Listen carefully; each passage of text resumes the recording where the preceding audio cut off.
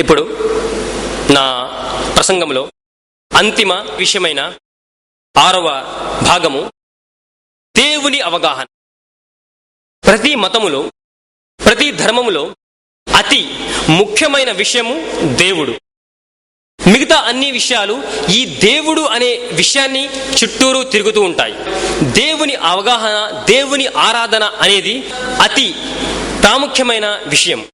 ఈ దేవుని అవగాహన గురించి, దేవుడు ఎవరు అనే విషయాన్ని ఈ మత గ్రంథాలు ఏమి చెప్తున్నాయో మనం ఇప్పుడు తెలుసుకుందాం. మనము ఒకవేళ హిందూ ధార్మిక గ్రంథాలు చదివితే అందులో ఋగ్వేదము మండల్ 8 సూక్త 1 మంత్ర 1లో ఈ విధంగా చెప్పబడింది: మా సిద్ అన్య ద్విసంసత సఖాయో మా రిషణ్యత. దీని అర్థము, ఓ మిత్రులారా, ఒకే ఒక్క ఆ దేవుణ్ణి మాత్రమే మీరు స్మరించండి, మీరు ఆరాధించండి అని. ఇంకా మనం యజుర్వేదం చదివితే యజుర్వేద 32వ అధ్యాయము 3వ వాక్యంలో ఈ విధంగా చెప్పబడింది: నా తస్య ప్రతిమ ఆస్తి. అంటే ఆ దేవునికి రూపము లేదు. యజుర్వేద 40వ అధ్యాయము 8వ వాక్యంలో శుద్ధమ పాప విద్ధం అని చెప్పబడింది. అంటే ఆ దేవుడు శరీరం లేని పాపరహితమైన దేవుడు అని. దేవుడు శరీరం లేనివాడు, పాపము ఎరుగనివాడు అని చెప్పబడింది. అదేవిధంగా మనం యజుర్వేదము 40వ అధ్యాయము 9వ వాక్యం చదివితే అక్కడ అంధంతమ ప్రవిశంతియే యా అసంభూతి ముపాసతే తతోభోయ ఇవతే ఉసంభూత్యాయ వ్రత అని చెప్పబడింది. దీని అర్థము, అంధంతమ ప్రవిశంతియే అంటే వారు అంధకారంలో ప్రవేశిస్తున్నారు. ఎవరు? యా అసంభూతి ముపాసతే, ఎవరైతే అసంభూతిని పూజిస్తారో. అసంభూతి అంటే ఏమిటి? సృష్టించబడిన వస్తువులు అంటే చంద్రుడు, సూర్యుడు, గ్రహాలు, నక్షత్రాలు, ఈ భూమి, చెట్టు, చేమ, ఆవులు మరియు సమస్త జీవచరాలు, మానవులు కూడా సృష్టించబడిన వారు.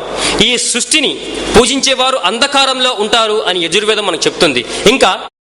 ఇంకా ఆ వేదంలో యజుర్వేద 40వ అధ్యాయం 9వ వాక్యంలో తతోభోయ ఇవతే తమోయ ఉసంభూత్యాయ వ్రత అని చెప్పబడింది. దీని అర్థము, ఎవరైతే సంభూతిని పూజిస్తారో అంటే ఎవరైతే తమ చేతులతో స్వహస్తాలతో తయారు చేసుకున్న విగ్రహాలను గాని చిత్రపటాలను గాని పూజిస్తారో వారు మరింత గాఢాంధకారంలో ఉన్నారు అని అక్కడ తెలుపబడింది. ఉపనిషత్తులు చదివితే ఉపనిషత్తులు శ్వేతారాన ఉపనిషత్తు 3వ అధ్యాయము 2వ వాక్యంలో ఏకోహి రుద్రోన ద్వితీయతస్తు యా ఇమాం లోకానిసత ఇసనిభి అని చెప్పబడి. ఏకోహి రుద్రోన అంటే ఈ భూమి ఆకాశాలను తన శివీయ శక్తులతో పోషించి పాలించేవాడు ఆ రుద్రుడు నిజానికి ఒక్కడే. అతను 2 అని చెప్పడానికి అతని పక్కన ఎవరూ లేరు అని చెప్పబడింది. ఇంకా మనము శ్వేతారాన ఉపనిషత్తు 4వ అధ్యాయము 19వ వాక్యం చదివితే అక్కడ ఏం చెప్పబడిందంటే, నా తస్య ప్రతిమ ఆస్తి అంటే అతనితో సరి సమానులు ఎవరూ లేరు, ఆ దేవునికి రూపము లేదు అని. ఇంకా శ్వేతారాన ఉపనిషత్తు 4వ అధ్యాయము 20వ వాక్యంలో నా సందర్శతి స్థాతి రూపమస్య నా చక్షుష పశ్చతి కశ్చనైనం అని చెప్పబడింది. దీని అర్థము, నా సందర్శే తిస్థాతి రూపమస్య అంటే మన ఇంద్రియాలలో అతని రూపము నిలువదు.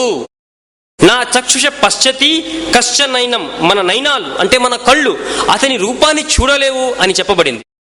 ఇంకా మనం శ్వేతారాన ఉపనిషత్తు 6వ అధ్యాయము 9వ వాక్యం చదివితే నా చస్య కసి జనిత నా చదిప అని చెప్పబడింది. దీని అర్థము, అతనికి జనకుడు గాని లేక అతనికి ప్రభువు గాని ఎవరూ లేరు అని చెప్పబడింది. ఇంకా మనం భగవద్గీత 7వ అధ్యాయము 20వ వాక్యం చదివితే కామై స్థైస్థై ఋత జ్ఞాన ప్రపద్యాంతేన్య దేవత తం తం నియమాస్థాయ ప్రకృత్య నియత స్వయ. దీని అర్థము, కామై స్థైస్థై ఋత జ్ఞాన అంటే విషయ కోరికలచే ఈ లోకముచే జ్ఞానము అపహరింపబడిన వారు, జ్ఞానము కోల్పోయిన వారు ఇతర దేవతలకు శరణం నొంది అంటే ఎవరిని పడితే వారిని తమ దేవతలుగా తన దేవుళ్ళుగా చేసుకుని తమ నియమాస్థాయ మరియు ఆ దేవతలకు ఆ దేవుళ్లకు తమ అనుగుణంగా తమ వ్యవహారాలకు ఆచారాలకు తమ ఇష్టాలకు అనుగుణంగా నియమాలను దానికి నిర్దేశించి ప్రకృత్య నియత స్వయ అంటే స్వయంగా వాటిని వారు ఆరాధిస్తారు అని చెప్పబడింది.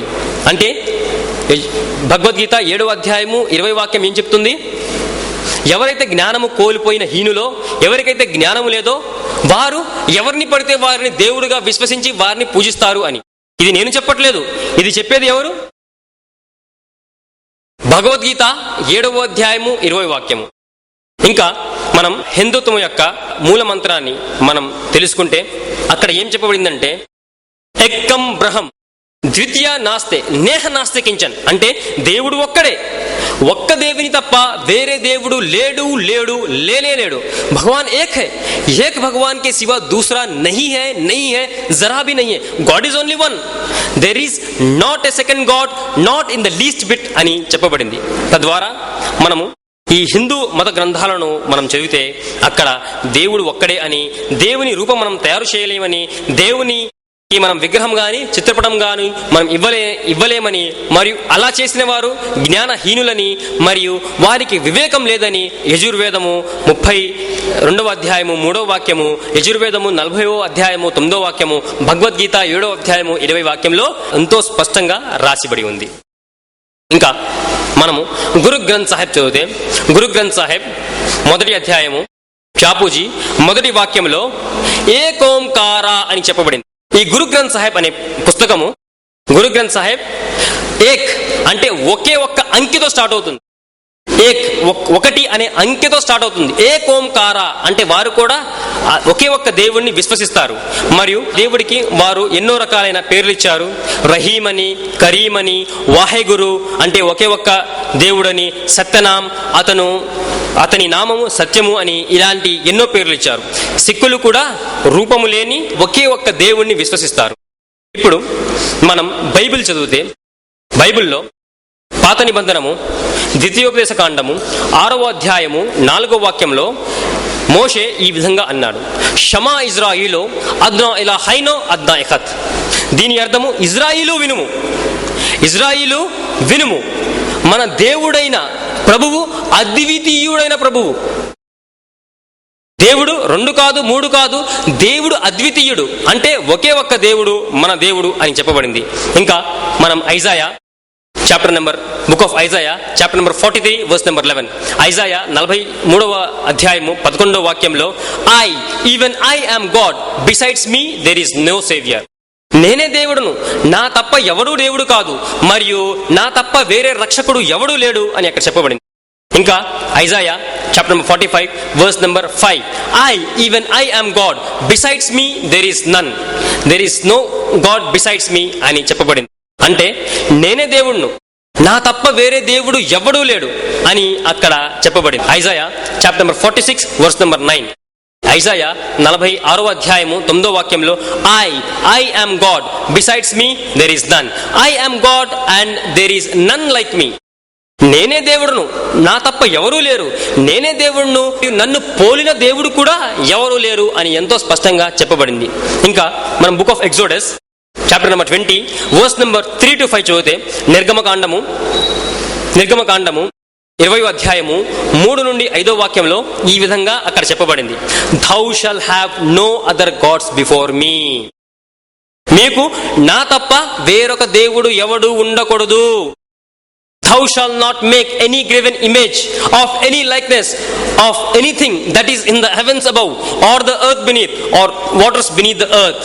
అంటే నాకు పోలినటువంటి విగ్రహము గాని పటము గాని మీరు ఆకాశమందే గాని, పైన ఆకాశమందే గాని, కింద భూమి అందే గాని, భూమి కింద నీళ్ళందే గాని మీరు నాతో పోలిన ఎటువంటి పటము గాని చిత్రము గాని విగ్రహమును చెయ్యరాదు. Thou shalt not bow down thyself to them nor serve them, because thy Lord your God is a jealous God. అంటే మీరు వారిని స్మరించకూడదు, పూజించకూడదు, వారికి సాగిలో కూడా పడకూడదు, సాష్టాంగం కూడా చేయకూడదు. ఎందువలనగా నీ దేవుడైన ఆ అద్వితీయుడైన దేవుడు రోషము గల దేవుడు అని అక్కడ చెప్పబడింది. తద్వారా మనం పాత నిబంధన చదివితే అక్కడ ఎంతో క్లియర్ గా దేవునికి విగ్రహము చెయ్యరాదని, ఇంకా ఒకే ఒక్క దేవుణ్ణి మాత్రమే, ద్వితీయుడు కాని దేవుణ్ణి మాత్రమే మనం విశ్వసించాలి అని చెప్పబడింది. కొత్త నిబంధనాన్ని చర్చించే ముందు నేను నా క్రైస్తవ సోదరులకు ఒక విషయాన్ని స్పష్టీకరించదలిచాను. అదేమిటంటే, కొంతమంది ముస్లింలు యేసుకు వ్యతిరేకము అనుకుంటారు, కానీ ఇది యథార్థం కాదు. ముస్లింలు యేసుకు వ్యతిరేకం కాదు. ముస్లింలకు యేసును విశ్వసించమని ఆజ్ఞాపించబడింది. ఈ సమస్త భూమండలంలో